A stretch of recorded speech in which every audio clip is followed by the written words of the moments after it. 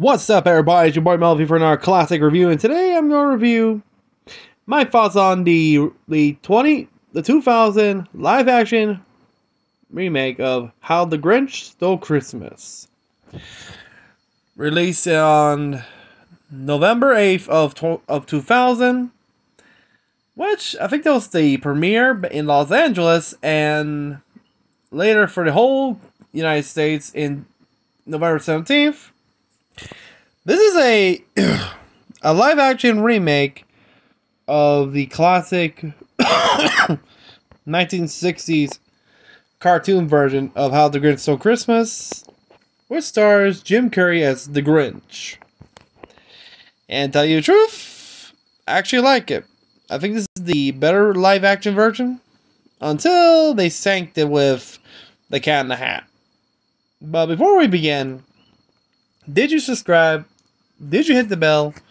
If so, you better sure that you don't climb out Mount Crumpet. If you do, the Grinch is going to skin you alive. So yeah, How the Grinch Stole... Sorry.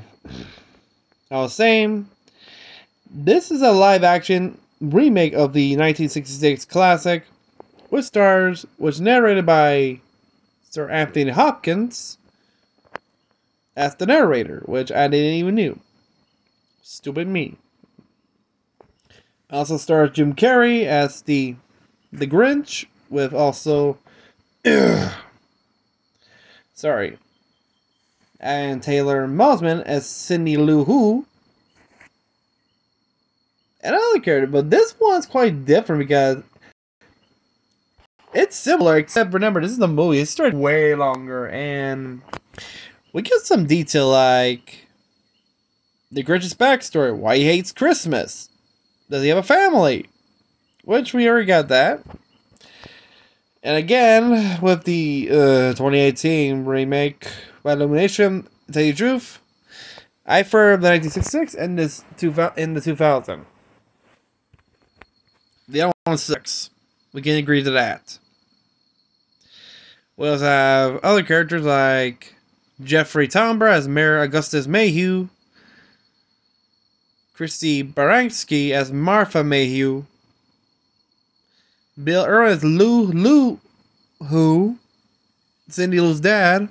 We also have Molly Shannon as Betty Lou Who, who's her mother.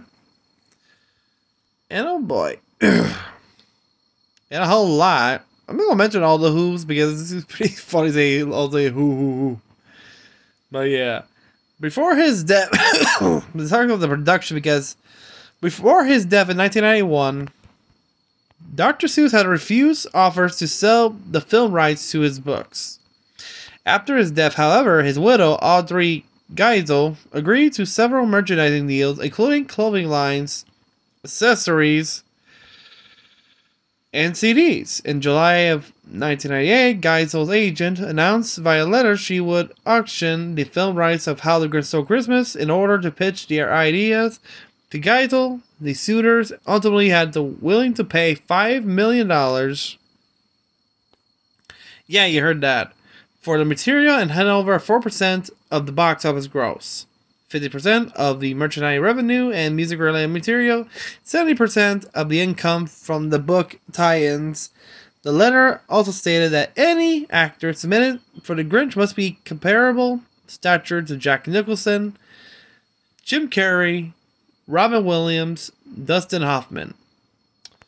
Well, additionally, it was stipulated that the state would not consider a director or writer who had not earned at least $1 million on a previous picture. Wow, that's ouchy, ain't it?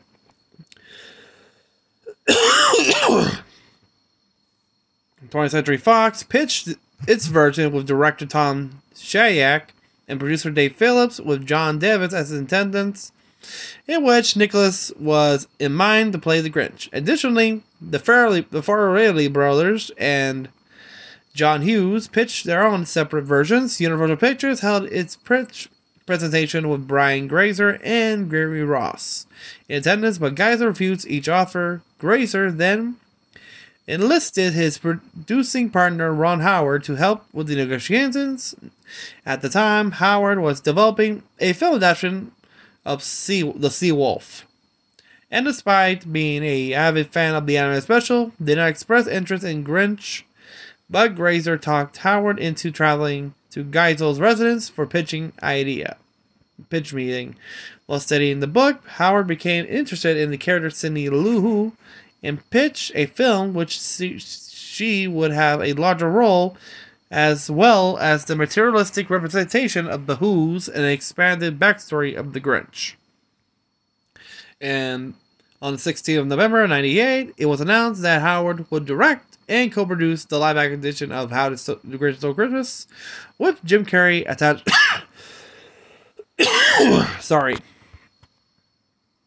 With Jim Carrey attached to star in.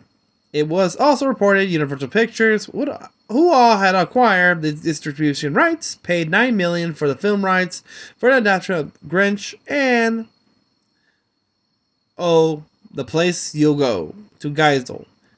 Before Howard signed on, Tim Burton was considered to direct, but he turned it down due to a scheduling conflict with Sleepy Hollow. Well, no shit, because that film will be released in 1999. And that film is good. Watch it. Jeffrey Price and Peter S. Seaman, on both whom a frame from Who Framed Roger Rabbit and Doc Hollywood, wrote the final screenplay following 8 drafts, but Geisel also had a veto power over the script. She objected to several jokes and sexual innuendos in the screenplay, including one about a who did not have a Christmas tree and presented jokingly called the Whosteins.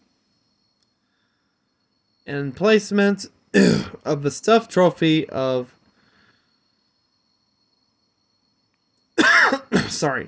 of the Cat in the Hat on the Grinch's wall. Alec Berg, David Mandel, and Jeff Schaffer, who were also writers on the television series Seinfeld, did an uncredited rewrite of the script. Damn, Miss Widow's tough, ain't she? And I thought the offer Mary Poppins was tougher. Well, she didn't ask how the money, that's the difference. But she was more stiffer. The film was shot between September of 1999 until January of 2000. Geisel visited the set on October of 1999. The majority of the Whoville set was constructed in Universal backlot behind the Bates Motel set from Psycho. Well, that explains why did Grinch choose that place. He must have stayed in the Bates Motel.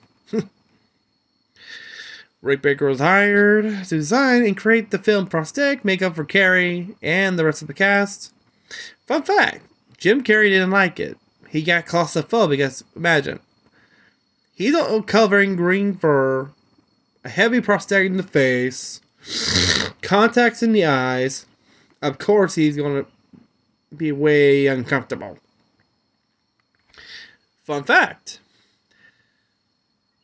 on the other side of the lab, they're also filming, there was another film filming of Eddie Murphy's The Nutty Professor, and there's actually a photo of both Jim Carrey and Eddie Murphy in costume. Both Professor Clumps and the Grinch sharing a photo. I'm not joking, there's a photo of them. I think this was the scene where the Grinch becomes Cheermeister. He's wearing the overalls. It's actually pretty funny, actually. See Professor Clumps and the Grinch. Both in costume. Both great actors. Damn. That's actually pretty good. Gold right there. Right there. Sorry. As I was saying, it took a number of tests. Ultimately, Carrey admired a photo of Baker in his first test makeup because remember, he wants to test it on Baker before putting it on Jim Carrey. Hey, safety first. For the essential use of the makeup's original design, the Grinch suit was covered in yak hair, dyed green, and sewed onto a spandex suit The applications took more than 2.5 hours, after which the frustrated Carrey kicked a hole in the wall of his trailer. Like I said, he didn't like it's too uncomfortable, and look what happened. Carrey's makeup artist, Kazuhiro, recounted on set Carrey was really mean to everybody, and at the beginning of the production, they couldn't finish. After 2 weeks, we only could finish 3 days worth of shooting schedule because suddenly he would just disappear. When he came back, everything was ripped apart. We couldn't shoot anything. Kazuhiro left production until Baker and Howard had a discussion with Carrey on how important Kazuhiro was to the production. Carrey agreed to keep his anger in check, and Kazuhiro returned to his role. Wow. Well, I won't blame him because he had to work on that thing. But the other guy had to make money too. Hey. And this is the early 90s. Remember, Jim Carrey... That's not a temper issue, but remember. Actually, when you got the temper from the mask. I'll say, meanwhile, Josh Ryan Evans, who played 8-year-old Grinch, wore the same style of makeup and bodysuit that Carrey wore in total. Carrey spent like 92 days in the Grinch makeup and became adept of remaining calm while sitting in the makeup chair. Most appliances the actors wore were the nose that connected to the upper lip, along with a few dentures, ears, and wigs. The only two who managed to have to wear a full bodysuit is him and little... What was his name? The little guy who played Young Grinch? Josh Ryan Evans. And damn. But the whole thing? Okay, because... Okay, imagine the opening title of How the Grinch Stole Christmas. In the 1966, it's just the title role, you know, like it's Christmas, it's cartoony. Here we see like the opening title, we see a bunch of snowflakes, and then the narrator, narrated by Sir Anthony Hopkins, narrates about each snowflake, and once we zoom into one particular snowflake, it turns out it has its own world inside. Which we see the opening title of How the Grinch Stole Christmas. We see Mount Crumpet, the town of Whoville. So big than the 1966, but hey, I'm not shitting on the original. That's always be the OG. Also, we got how big the town is. You know, like in the cartoon, it was everybody just decorating, surrounding. Over here, it's like, looks like everyday holiday sale in New York, yeah, or California, or Florida.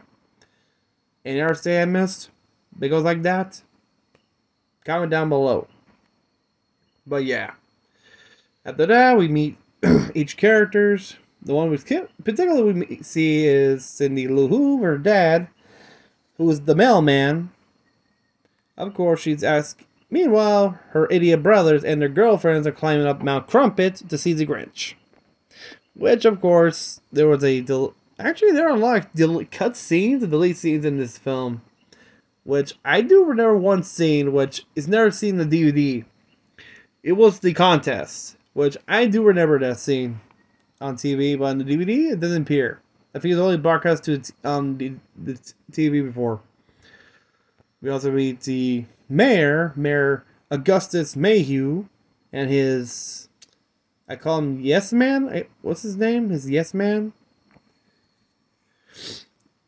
Hubris. His Yes Man, psychopanatic aide. His Yes Man.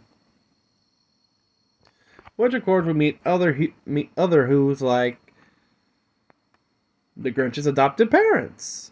Well, adopted mothers. I think these two are, I don't know. Okay, I'm not going to say they're lesbians. I don't know, they're sisters. They never mention it. Plus, the first time we see it, it's like some kind of party. Christmas party. Like a weird Christmas party. Like we see a female Hugh who spanking another male who's she's riding him like a horse. Literally on all fours. Which, the hell? Okay, I just don't get. Fun fact, that's an animatronic Grinch baby. Which I think is in a museum now. Imagine it looks like what he's looking around. But yeah, we also have, actually they're both called Clarnella and Rose Who. Which we also meet Cindy's twin brothers, Drew and Stu Lu Hu. We also have Officer Julian. So that's Brooklyn, you ask me. Miss Ruhu, who's the teacher of both Cindy Lou and the Grinch. Damn. We also have the elderly timekeeper, the band member, and Surprise Who, which, oh boy. It's kind of funny when we see the city of Whoville, whenever in the cartoon one, all the Who's come in all sizes. But then this one, the band, there's a Who in a tuba. Until the other Who sucks the tuba and down he goes. Which is actually pretty cute. Especially the funny scene of the Grinch when he tried to get a ride. Well, he carjacked a mini Who car. It was crushed the two Who's with his green cake. Until he did like a Michael Bay scene. Exploding tiny car. Boom. But getting way ahead. We also explain the rule book, which is the Book of Who. I think that's what it's called, right? The Book of Who?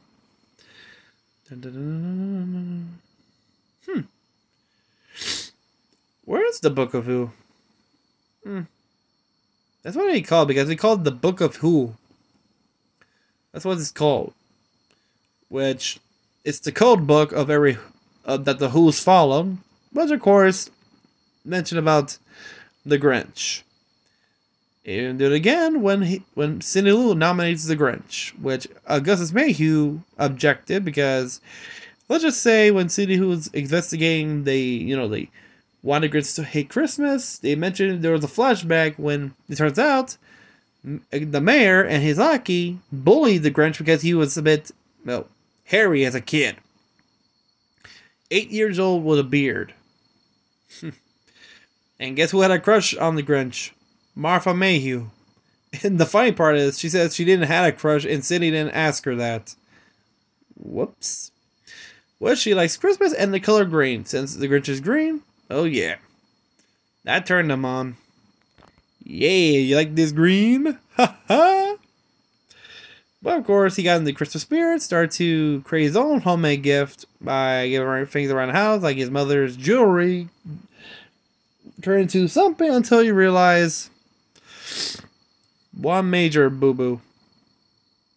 He has to shave because, remember, he's a bit too hairy, which others laughed. Which we got to the Christmas party, everywhere's at, until we see him wearing a bag over his head, which, of course, when he revealed that he had a hack job, as in, too many ink on the face, everyone starts laughing, except Martha, she looks at everybody, seeing being jerked until it's too late. The Grinch actually destroyed her gift and also picked up the tree and shouts that he hates Christmas, scaring the shit out of everybody, which, of course, except Martha, when she tried to get close to him, he just, fuck it, and he ran away. Which, of course, she remembers, she finds the gift, which, of course, she cried because how the others treated him, and that was the last time anybody saw the Grinch. Which, I don't know how he survived up there, because, I don't know. From being a kid up there, we get a glimpse of young Grinch climbing up Mount Crumpet, and then we get the present day, him still looking down the town of Whoville. Which, damn! In the current one, that's a good question. We never got to know why he hates Christmas, and this one we do. And I'll ask about the the animated version because it's okay. The problem with the 2018 one, he just can climb down when he wants to. Unlike the 1966 and the 2000 reigns up there. Until Cindy Lou nominated him for being Cheermeister. That's it. The 2018? No. It's just a bit weird. Of course, we all know the whole scene The holiday cheer mods to see was actually pretty funny. We have the which of course the Grinch show up in the best way he can. Out of the garbage chute, and guess where he landed on? Martha Mayhew's goodies. Her tits. And he's like, hiya, Martha. Without even looking, he knows who it is. Damn, Grinch. Were you put? Well, he has a telescope, which he does use, but it was never shown in the movie. Of course, they began to hear that began the ceremony of the holiday cheermeister with a family reunion with his two mothers. Of course, they give him a Christmas sweater, which, of course, and he tries to tell him to do this. Because why not? To prove her that he can be changed. Then came many things like the fudge judge, the pudding tasting. There was even one for eggnog. That was a deleted scene where we have the little who say, well, I can't hold the record forever. Wait, what? This little guy hold a record for drinking the most nog? With that size? Holy cow. Of course, we have a running contest, conga. Of course, we see Marva cheering for him, but pretending not to. Then came the presents, which, guess what? The mayor gave him a shave, which he called him the Christmas shave. Which, of course, the Grinch, good times. Yeah, good times for you, you asshole. And the Grinch remembers what happened. Then came the mayor's message, which means his proposal to Martha Mayhew. Which, of course, not just the ring, but a new car. Funded by the government of Whoville. Huh. There goes your tax money for this stupid Simp's car. Yeah, the band like ding, ding, ding, ding, until the Grinch scratched the car with his own one finger. He said, which this is one point about. That's all about the gifts. Gifts, gifts, gifts, gifts, gifts. But there's one tradition, one tiny bit I love. Boink. Mistletoes. So kiss my asshole, man. Which Marvin faints right there. Then hell breaks loose. First he grabs the razor and shaves the mayor's head, like in the middle. It's a, ooh, Sammy looks fabulous. Mwah. He tells Lucky, hey, do something. He shaves his head too. Soon, like I said, chaos explodes. He burns the tree with alcohol, like a flamethrower. And Marva just watches a, oh my. She likes green. She likes muscles. Hey, a guy can breathe fire. What can the mayor do? Lose his tonsils 3 times? Huh. Impressive. Yeah. Of course, after the whole chaoticness, the mayor blames Cindy for the whole thing and tells him, you invite the Grinch. But of course, guess what? Before the Grinch can leave, they brought an extra tree. Which, of course, proves his point. Which, of course, he jumps back in the garbage, returns home, he finds Max celebrating Christmas, which he kicks him out. Until he had an idea. Because Max accidentally looks like Santa Claus with the snow. Which, of course, gave the Grinch the idea, and we know we know the whole story. Which, of course, kicks into the classic song of You're a Mean One, but this was sung by The Grinch by Jim Carrey. And this is like expanding, like you have like gimmicks, like there was a gimmick with him pretending to be a director because he wants Max to be the reindeer. Of course, you had others. Of course, we had expanded scene with Cindy asking the Grinch about for Christmas. Then we get the one scene which in the cartoon they made the sleigh into a rocket power, which is actually pretty cool. Out of junk. And the rest, we know he grabs the gifts, and here comes the gags. First, he visits the mayor's house, sleeping. He's sleep talking. He's like, Martha, have you kissed a man who lost his tonsils 3 times? And the Grinch said, no, silly. But It's something I would love to experience. And the mayor just puckered her up. Kiss me, big boy. And guess what he did? The Grinch grabs Max, and the mayor kisses the poor dog's ass. And you can see Max's eyes bulging. He tried to wipe his ass on the floor, and you see the mayor smiling. He did. Oh my god. That was funny. Then he visits Martha's house, which of course she's sleeping. Like, damn. She sleeps that loose? Of course, the other thing the Grinch grabbed was the ring. That's it. So, shenanigans, until they keep repeating the shenanigans with a white cat twice. It's actually pretty funny, actually. One is with the vacuum. The other was with the, I think it was from the cupboard, I think? Yeah, it was in the cupboard. I think it was in the freezer, but no, it was in the cupboard. But he got attacked by the cat twice. After that, he visits Cindy Lou's house to try to steal her tree. That's when she appeared and asked Santa what he's doing to the tree, which we all know. But this time, she asks about the Grinch, which explains that that's when the Grinch shows his face, but still pretending to be Santa. Well, she asks him about checking on the Grinch because he has no one with him for Christmas. Yet, well, for Christmas is him be happy. Of course, when she went back to bed, of course, Grinch continued. He says, what a lost judge of character. And shoved the tree up the roof. Soon we get the more shenanigans. Even did a booby trap, tying the mayor's bed with rope and attached to the police car. There was a later scene where the Grinch visited the policeman's home, but he was sleepwalking, and guess what? He put him in the closet. Soon we get the whole morning. This time everybody is crying, boo-hoo, boo-hoo. Of course, we get a funny gag where the sheriff say, "Oh my god, the present's been stolen! It's been robbed!" Starts the car. Guess who he pulls out of the bed? The mayor. The whole bed. Which is actually pretty funny. That's one way to wake up the mayor. Everybody's staring at him, even Martha, out of embarrassment. When he says, well, invite the Grinch, destroy Christmas. Invite the Grinch, destroy Christmas! Which, of course, he blames Cindy for this because she is the one who invited him.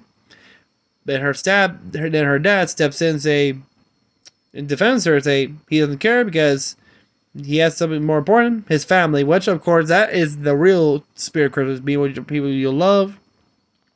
That's what everybody acknowledge, and soon Martha's starting to have doubts about the mayor, which we all know the rest of the scene. The Grinch looking down, waiting for it, but then see the sun coming up, see something warm, his heart started growing.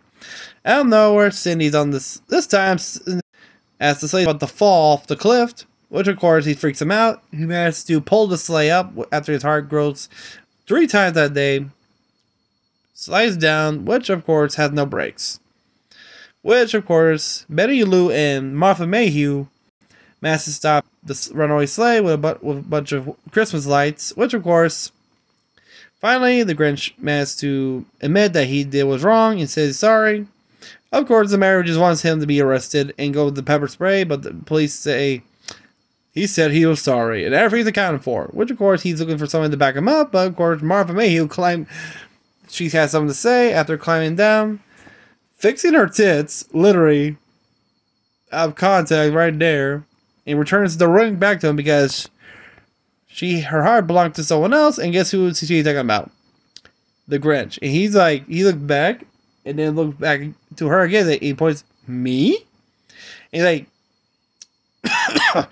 you know how Droopy does that? Like, he's all relaxed and that?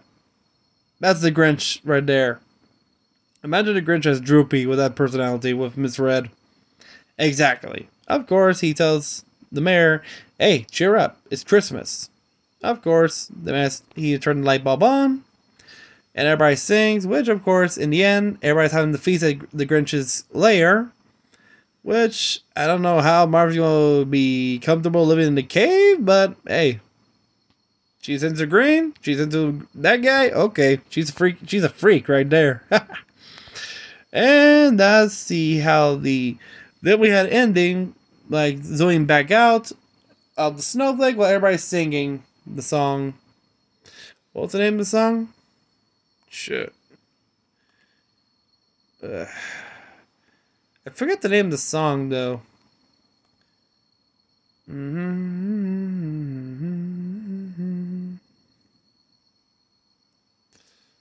Damn. I'm trying to find the. I know it's everybody who's singing about it. I can't remember what song was it.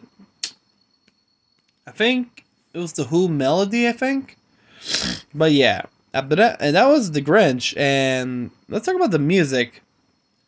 The music we have. Wow, the soundtrack for the album was released back in the 7th of 2000, which the music was performed by several artists, including Busta Rhymes, Faith Hills, Eels, Smash Mouth, and NSYNC. An expanded edition of the soundtrack featured more cues from the Horner's score, was released in November 1st of 2022 in La La Land Records, which includes the songs of Kids Today, The Grinch 2000, Green Christmas, Christmas of Love, which was the one from the flashback. We also have Lonely Christmas Eve, Grinch Schedule. Well, these are all of it. The more popular one, You're Me, Mr. Grinch, Why Are You Christmas, Christmas, Why I Can't Find You, and He Carbs the Roast Beef. Which, of course, sorry. In the summer of 2000, when the trailer was released of How the Grinch premiered in theaters, it was hooked up to the screenings of Mission Impossible 2, in which Paramount Pictures agreed to screen the trailer if Universal include a trailer to a Paramount film in front of Nutty Professor 2, The Clumps, which, remember the photo I showed you? Of both Eddie Murphy and Jim Carrey in character? Yep. That was the agreement right there. The Grinch and Professor Clumps right there.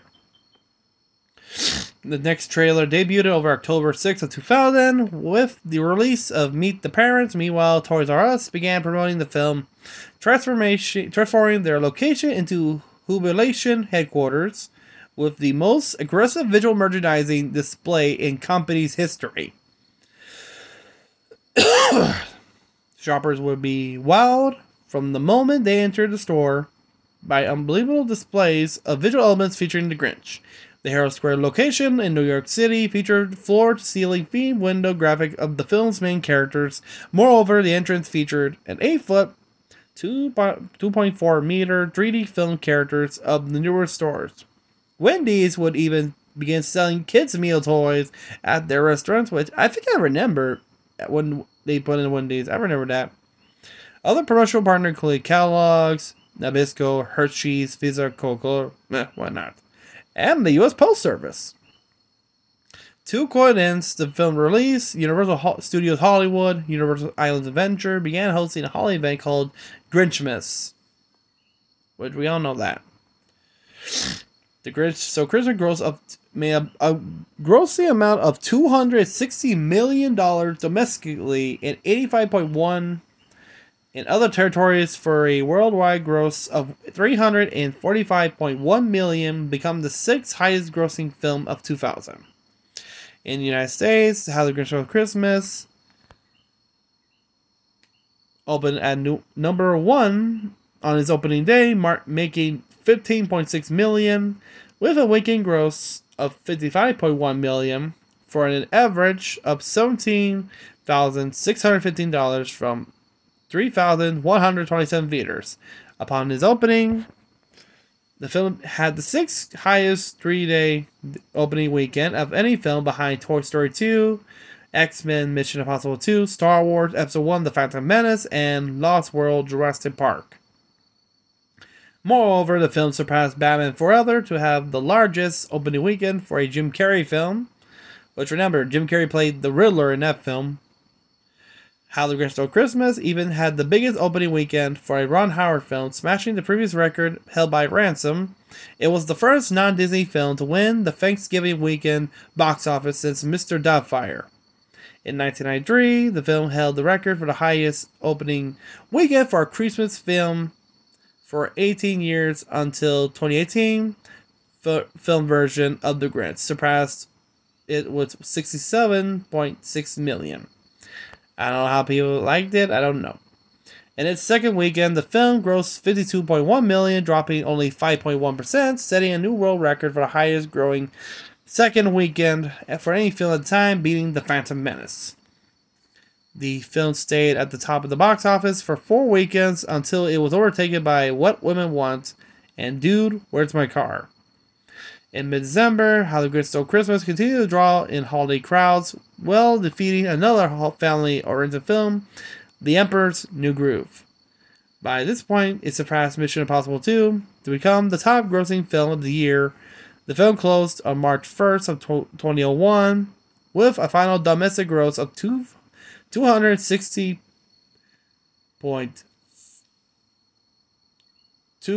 million. Box Office Mojo estimates that the film sold over 48.1 million tickets in North America.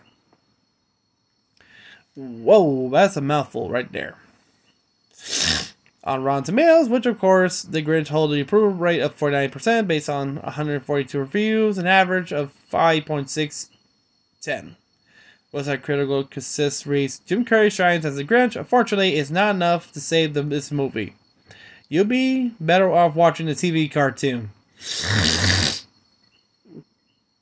On Metacritic, the film will average of 46 out of 100 based on 29 critics and indicating mixed and average review. Audience polled. CinemaScope gave the film an average grade of A- on an A+ to F scale. Robert Egger gave the film 2 out of 4 stars, referring it as a dank, eerie, weird movie about a sour creature, and said there should be a Joy Lord production design and writer look overall. It's just not much fun. Ebert observed that Carrey works as hard as an actor as ever worked in the movie to small avail. Nevertheless, he decided that adults may appreciate Carrey's remarkable performance in an intellectual sort of way, give him points for whatever, obviously a supreme effort. Paul Clinton of CNN declared Carrey was born to play the role, and know that Carrey carries nearly every scene. In fact, he is not in the scene. There is no scene. Owen Gleiberman of Entertainment Weekly based his reviews of the film analyzing the Grinch's mischievous, divided, now I'm calm, now I'm raving, sarcastic psycho personality, and sum up Carrey's Grinch as a slobby, self-loving analyst ruled by a secret fear that he always being left out of things. Gleiberman expressed how affecting Carrey's makes the Grinch ultimate big heart turnaround as Carrey's the actor sneak up Carrey, oh boy, the wild man devilish, in which mode he's Carrey's the movie. Damn, he had to read that name 3 times? That's confusing. Of course, we have others.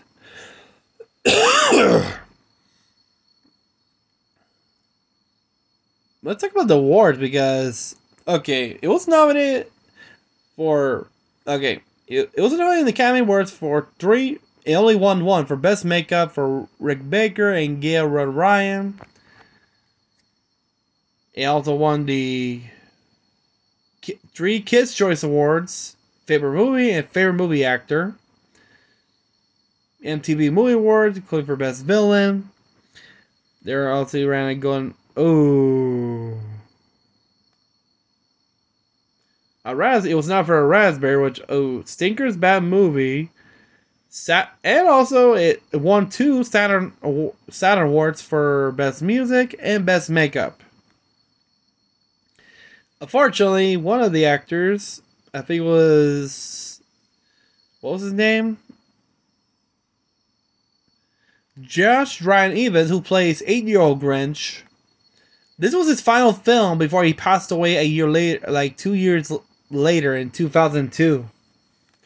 Which is kind of a shame because I think he had a condition, which I don't know what it was. Let me check.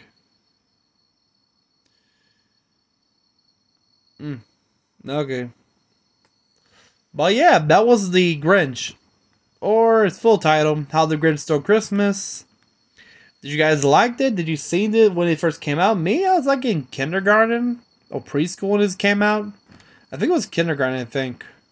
This came out, and actually I think I did see the ads for it on VHS. It was actually pretty weird. But yeah. I find it's a good movie because remember, critics, they like to be party poopers. To you, the viewers, you're the more important part. You like it, you hate it, us. To me, there's only two films I might agree. The 1966 and this one. The 2018, yeah, no. It looks like it made a match with the Addams Family, the newer ones. But yeah, let me know what you think. How the Grinch Stole Christmas. Did you love it? Did you hate it? Hey, if you like it, give a like to this video, and tell me what's your favorite scene from the movie. And what was your favorite song? It was the mean one? Hey, same here. But until then, if you're asking me, hey Mel, then, are you going to do a review on the Guillermo del Toro Pinocchio one? So, I'm doing it. The film's like 2 hours, so I think I might go release the video on Friday to get more time because, hey, it's a 2-hour movie, so look at Avatar. That's 3 hours, and don't ask me to do a review because you want me to do a review? Okay, it'll be a 3-hour review. I hope you have enough popcorn to stay up for the whole night. But until then, if you're new to the channel, remember to subscribe, hit the bell so you miss any of our great content, like this video, comment. I'll see you next time. Peace out.